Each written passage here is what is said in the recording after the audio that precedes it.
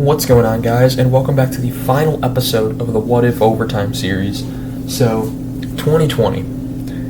Bit of an interesting playoff, the most unique playoff we have ever seen, as the pandemic was going on, it was in full swing, and there were two hub cities in Edmonton and Toronto. Edmonton was for the Western Conference, and Toronto was for the Eastern Conference. There were 12 teams from each conference in the playoffs, since the season never finished.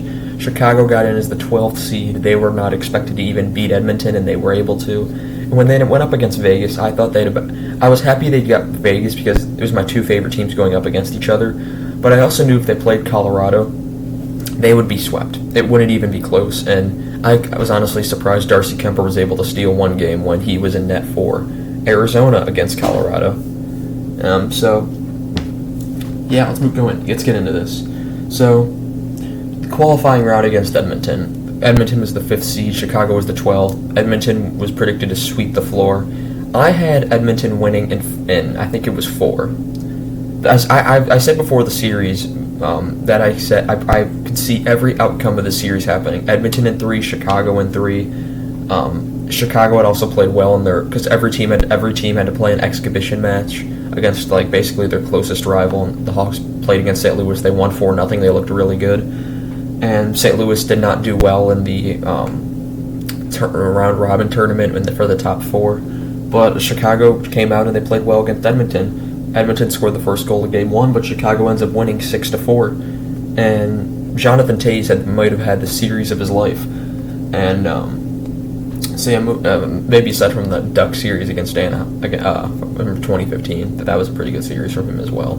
He's had some pretty good series. Also, Edmonton then comes back and they win 6-3 in Game 2, but Chicago wins Game 3 and Game 4 by scores of 4-3 and 3-2. Dominic Kubalik broke some records as the rookie playoff scorer. Kubalik had 5 points in Game 1, and then I know he had the winning goal in Game 6, and he's probably had some other stuff in there. DeBrincat did not score all series. DeBrincat had a down year in 2020, the worst year of his career by far. 18, he was a rookie. 19, he had 40-something goals. And then 2020, it fell apart. But then 2021, he got back to it. He had 38 goals maybe. Then I know he was 3rd in the league. And then this year, he had 41, and now he's in Ottawa. Doc also had a pretty good playoff. This is what people got excited about because this was his rookie season as well. Wait, it wasn't? Yeah, it was his rookie season. Kubalik's rookie season. Kubalik had 33 goals in the regular season. Everything was looking good for Chicago. Looks like they could rise up with some youth in their system.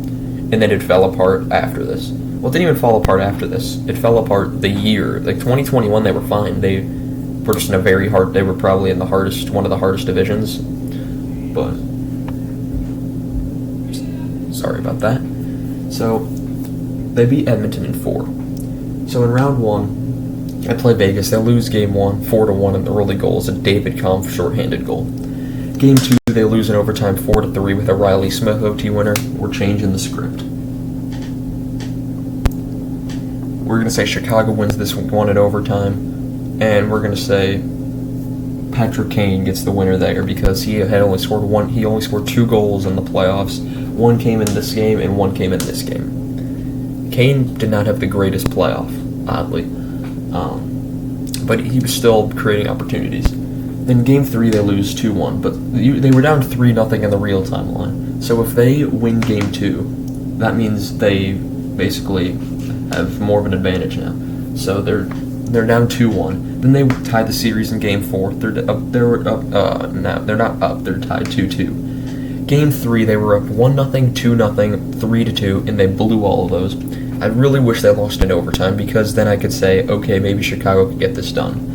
But to be honest, after this, I think Vegas just wins the game anyway by a score. They had Leonard and Fleury in net. The Hawks gave them Leonard at the deadline, and I'm trying to remember because the Hawks didn't expect to make the playoffs. They gave away Leonard, they gave away Gustafsson, players that were doing really well for them. I got to see Leonard play as a Hawk, and he was fantastic.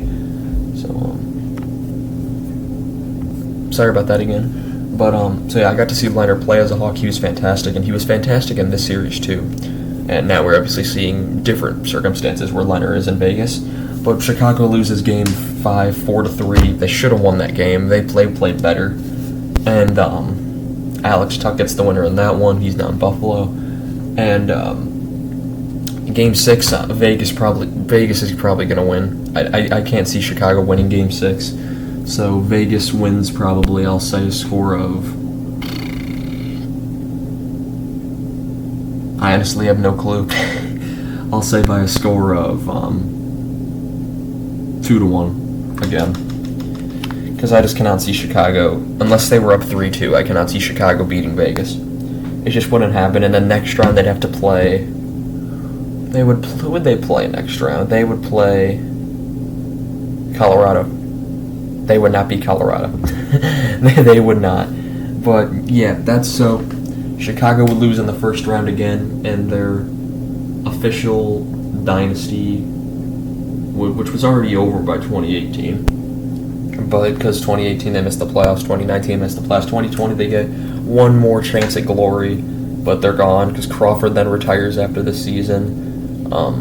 He was fantastic, Crawford, this year, and but yeah, so no matter really what, unless if this game was an overtime game, that probably could have changed a lot. I'd say the Hawks win the series then, but they'd lose in round 2 anyway.